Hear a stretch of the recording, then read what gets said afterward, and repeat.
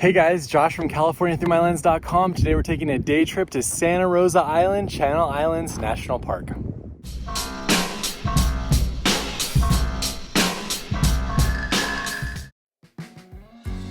To get to any of the islands on Channel Islands National Park, you have to book a boat ride with Island Packers, which is the company that takes visitors over to the islands.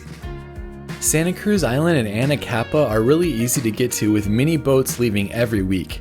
However, Santa Rosa and San Miguel are much more difficult to visit, with trips only leaving during certain times of the year, and you have to plan in advance if you want to visit either of those.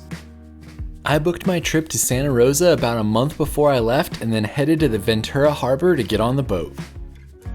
The boat always leaves on time, so don't be late for it, and it slowly cruises out of the harbor before it hits the open water. We're heading out of the Ventura Harbor on our way to Santa Rosa Island. Said it's about to be 3 hours or something like that. Depending on the time of year, once the boat leaves the harbor, you can plan on some pretty big waves and it can be a choppy ride. Also note that it's about 3 hours over to the island, so plan for that, especially if you get seasick.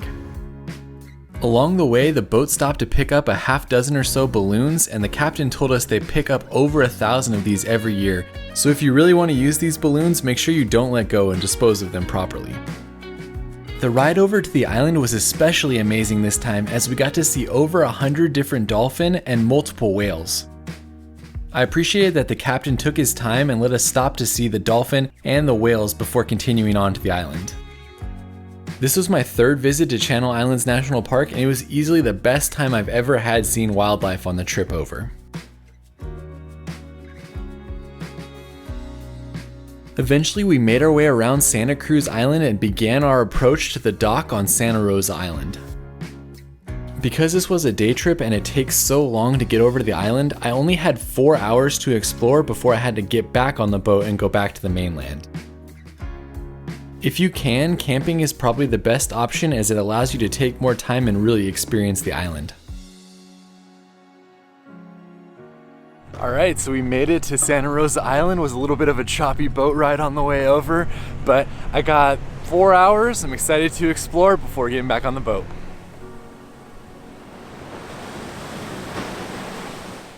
Made it to Santa Rosa Island.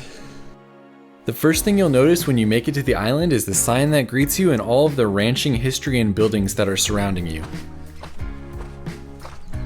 I grabbed a map and walked around the old homestead and ranching buildings before heading out on my first trail. I definitely recommend seeing the old buildings, as they're right next to the sign, and the schoolhouse itself is really impressive.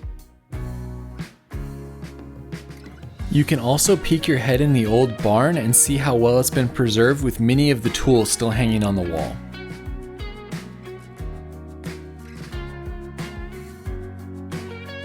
They let you take the mask off now, and because there's not very many people here, you just gotta keep your distance if you see them. The ranger told me to go do the Cherry Canyon Trail and then to drop down onto the beach, take the coastal trail back. So I think that's what we're gonna do.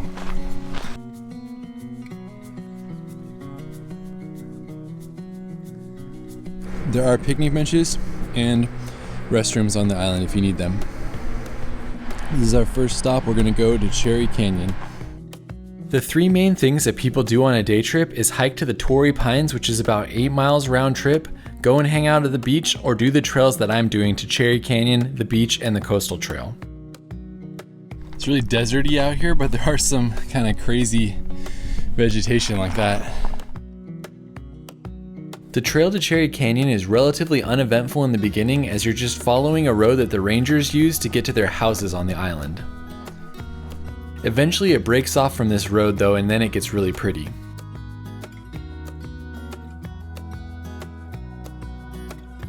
Two things to note about this island already. First up, it's pretty hot here. It's middle of October, still pretty hot. Second, there's like a ton of these like little fly gnat things that are all over, so know that going in. You can see all of the flies and gnats. There's a lot of them.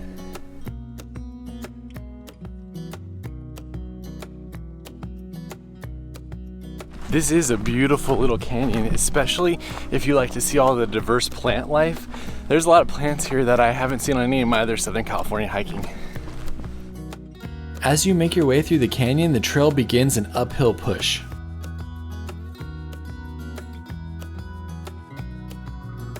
It definitely looks like there's some poison oak on this trail, so watch out. Definitely a cool little trail through this canyon. I highly recommend it. I would say probably though it's best in the spring when everything's a little bit greener. It looks like the trail is officially starting some island switchbacks, but hopefully there'll be a good view on the other side of that. So you guys might be wondering why you wanted to walk through all those plants on that part of the trail. Ta-da! Check out the view. Definitely worth it. Once you make it to the ridgeline, the views are incredible and there are a few picnic benches that you can sit and relax at.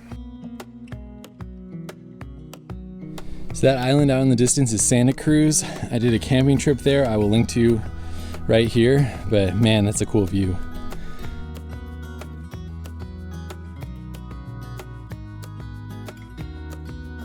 I believe that this trail is going to take us up and down to the campground, and then we'll hit the beach and we can take the coastal trail back. I took my time during this ridgeline portion of the trail as the views were absolutely incredible. I can only imagine what it looks like in the spring when everything's green instead of brown as well.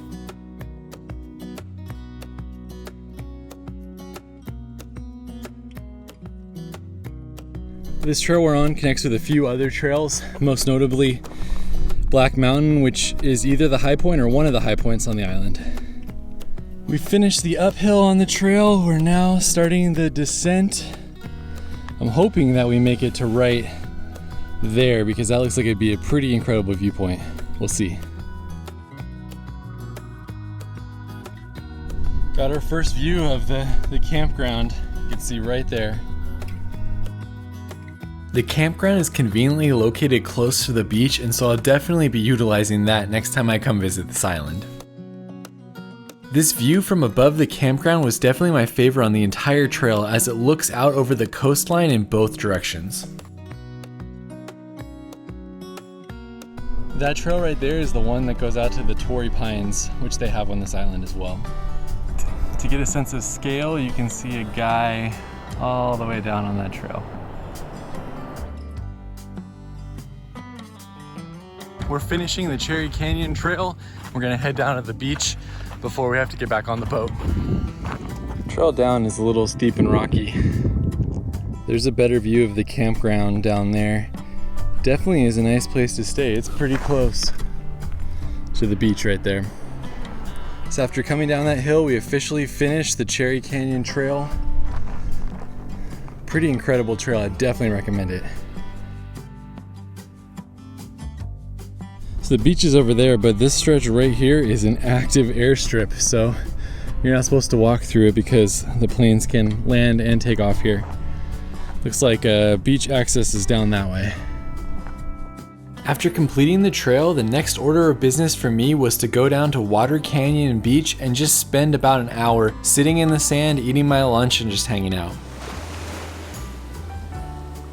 One of the best things about this beach is that it's absolutely pristine and there's almost no other people around since it takes so long to get out here via boat. I want to jump in, but I didn't bring a change of clothes, but I can at least put my feet in. It's chilly. How clear the water is too.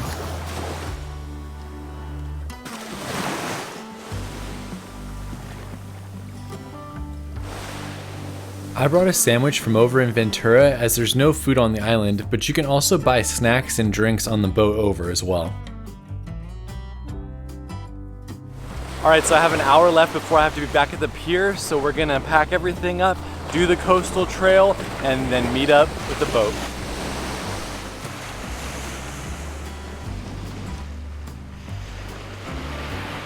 Man, that beach was incredible.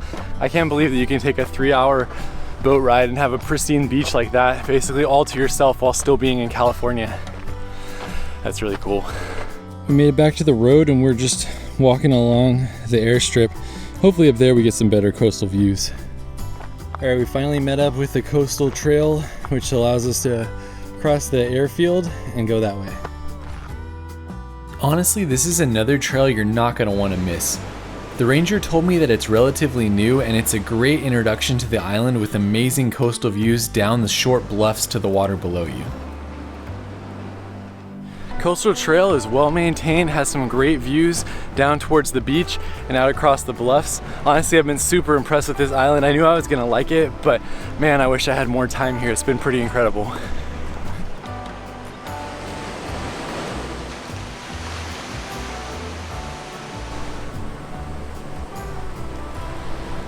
This trail parallels the water below you and just follows along the edge of the bluffs, past some of the old equipment and fences from when the island was used for ranching.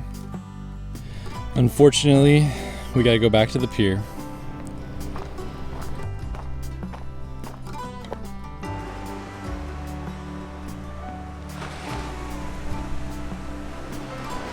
I've taken so many pictures and videos on this coastal trail already. Some of the best views on the coastal trail are right at the end, as it allows you to see the entirety of Water Canyon Beach stretching out in front of you. Eventually you'll make it back to the pier though, and depending on the time, that might be it for your visit to Santa Rosa Island.